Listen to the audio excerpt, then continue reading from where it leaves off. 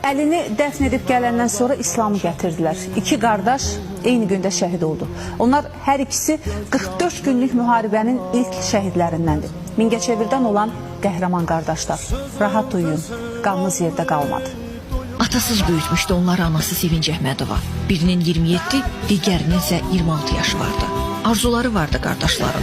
Onlardan biri nişanlı, digəri subay idi. Vətən müharibəsinin ilk günü Sevinc ana əvvəl kiçik, bir neçə saat sonra isə böyük oğlunun şəhid xəbərini alır. Əli və İslam Əhmədov qardaşları sevdikləri vətən uğrunda şəhid olurlar. Birinci İslam şəhid olubdu. Sonra Əli, amma birinci Əli gəldi. İslam böyük qardaşına yol verdi. Qoy birinci böyük qardaşım biz. Əlini dəfn edib gələndən sonra İslam gətirdi. Əhmədovlar Əlinin toyuna hazırlaşırdı. Sevinc ana vağzalı çaldırıb gəlin gətirəcəyi günün xəyallarını qurarkən iki oğlunu birdən son mənzilə yola saldı. İslamın xəyalları yarım Əlinin bəy kostyumu otağından asılı qaldı.